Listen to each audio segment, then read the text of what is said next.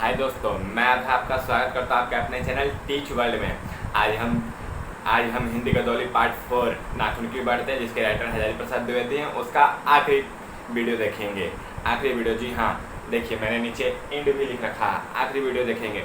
चलिए video start करते हैं। उससे पहले नए व्यूअर हमारे चैनल को सब्सक्राइब करते हैं, हमारे Telegram I D teach world पर विजिट करें, जहाँ पे सभी पाठों के नोट्स और ऑब्जेक्टिव क्वेश्चन भी रहते हैं। और हमारे इंस्टाग्राम आई और फेसबुक पेज टीच वर्ल्ड पे भी विजिट करें, वहाँ जाके लाइक फॉलो करना ना भूलें। Thank you. चलते हैं आगे वीडियो की ओर।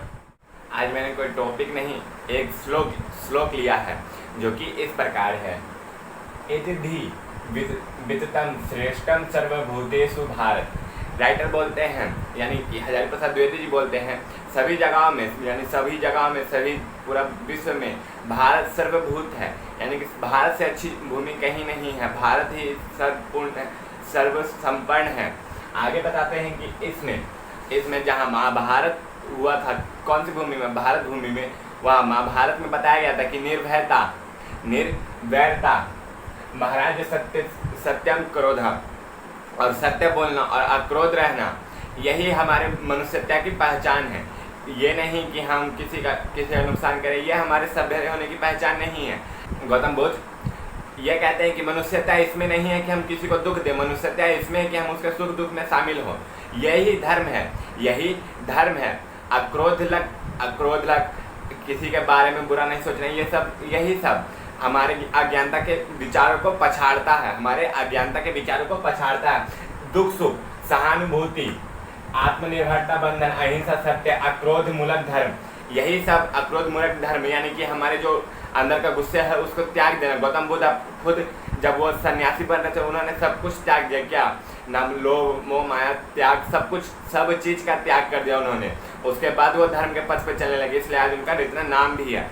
उसी प्रकार वो बताते हैं कि सुख दुख, सहानुभूति किसी के प्रति, उसके सुख दुख में शामिल होना, आत्मनिर्माता बंधन, उसके प्रति जो बंधन है हमारा इंसानियत का, वो निभाना, अहिंसा, किसी के ऊपर हिंसा नहीं करना, अहिंसावादी रहना, तथा सत्य बोलना और अक्रोध मूलक तत्वों को अपनाना, जिसमें गुस्सा नहीं आए, ऐसे यही हमारे अज्ञानता को पछाड़ता है। फिर बोलते हैं सुख में इतना सुख होने के बाद भी नेताओं के पास वो बोलते हैं कि मशीनों को बढ़ाओ, धनों को बढ़ाओ, उत्पाद बढ़ाओ, तभी भी और ज़्यादा मशीनों को लगाते हैं। वो मशीनों का धन, उपकरण की ताकतों को बढ़ाओ, जिनसे और सुख सुविधाएं हासिल की जाए। परंतु वह ये दूसरों की भलाई के लिए नहीं करते, वो अपने भलाई के लिए करते हैं, अपने लिए करते हैं। लेखक वही बोलते हैं कि उनके पास इतना सुख सुविधा होने के बावजूद भी वो दूसरों को बोलते रहते हैं कि उत्पादन बढ़ाओ, मशीन लगाओ, धन की वृद्धि करो, उपकरणों की ताकत बढ़ाओ, जिससे कि हमें और ज़्यादा मुनाफा हो सके, और ज़्यादा सब कुछ मिल सके। उसके बाद लेखक फिर बोलते हैं, लेखक बोलते हैं पाठ में कि एक बूढ़ा था जिसने कहा था कि अपने बाहर नहीं, भीतर झाँक के देखो, हिंसा नहीं, अहिंसा पे चलो, मन से क्रोध, हिंसा, मिथ्ये, द्वेष आदि को हटाओ। अपने मूल की तरफ बढ़ना है तो उसके लिए संघर्ष करो। अपने मूल की तरफ बढ़ना है तो कष्ट सहो, संघर्ष करो, आराम नहीं करो, सबके साथ प्रेम भाव से रहो। स्व को त्यागो, यानी कि जो स्व का बंधन है, यानी कि जो मोह माया, यह मेरा है, यह हम, इस पे मेरा हक है, ये मेरा भाई है, ये सब कुछ, ये स्व है, इस स्व बंधन को त्यागो और अपने अंदर के जो कष्टों को सहो, आराम नहीं करो, ये सब चीज़ें बोले थे। फिर उसके बाद बोलते हैं लेखक, इस बूढ़े की बात किसी को अच्छी लगी चाहे नहीं लगी, मुझे ये नहीं पता, परंतु उसे गोली मारकर हत्या कर दी गई उसकी। ये बूढ़ा और कोई नहीं, महात्मा गांधी जी ही थे।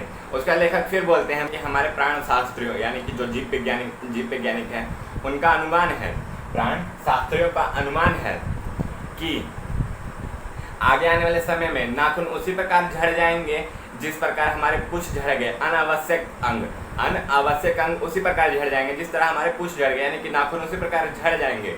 हमें उसकी चिंता नहीं करनी चाहिए। जिस दिन नाखून झड़ जाएंगे उस दिन हमारे अंदर के पशुत्व खत्म हो जाएंगे। हम मरणास्त्र यानी आइटम बम हो गया, गोली बारूद, ये सब चीज़ों का उपयोग करना बंद हो जाएंगे, ये सब चीज़ें हमारे जीवन से लुप्त हो जाएंगी। तब तक हमें बच्चों को यह भी बता देना होगा कि नाखून ही पशुत्व का द्योतक है। द्योतक यानी कि उसका जो संचालन करने वाला होता है। नाखून ही हमारे पशुत्व का द्योतक है, पशुत्व का द्योतक है। और बोलते हैं घृणा करना चाहिए, पशुओं से करना चाहिए, घृणा चाहिए पशुत्व से करना चाहिए, लेकिन पशु तत्वों से नहीं करना चाहिए। पशु तत्व के अनुसार ही हम अपने जीवन को जी पा रहे हैं। हम भी कभी पशु हुआ करते थे। हमें आगे बढ़ने के लिए सदैव अभ्यास और तप करते रहना चाहिए। हम अपने सहजात वृत्तियों को नहीं भूल सकते, जो कि बिना कुछ बोले, बिना कुछ सोचे समझे बस बढ़ती रहती हैं, अपने काम करते रहती हैं। उसी प्रकार हमें भी अपना काम करते रहना चाहिए, फल की बिना चिंता किए हुए। नाखूनों को हम बार बार काट देते हैं, परंतु वह बार बार बढ़ आती हैं, क्योंकि वह हम उससे काट कर अपने चित्तार्थ की ओर बढ़ते हैं, लेकिन परंतु हमें बार बार याद दिलाते हैं कि तुम अभी भी वही पशु के समान ही हो। इसी प्रकार आगे लेखक आखिरी लाइन में बोलते हैं कि नाखून क्यों ना बढ़ते रहे, परंतु मनुष्य उसे बढ़ने नहीं देगा, बार बार उसे काट देगा। इस प्रकार हम नाखून क्यों बढ़ते हैं, जिसके राइटर हजारी प्रसाद द्विवेदी जी हैं। ये चैप्टर यहीं फिनिश होता है, एंड खत्म होता है। इसका नोट्स चाहिए तो हमारे टेलीग्राम आईडी टीच वर्ल्ड पे विजिट करें। तब तक के लिए हमारे चैनल को सब्सक्राइब करें। नए व्यूअर प्लीज ज़्यादा से ज़्यादा जल्दी सब्सक्राइब करें, लाइक करें। Thank you.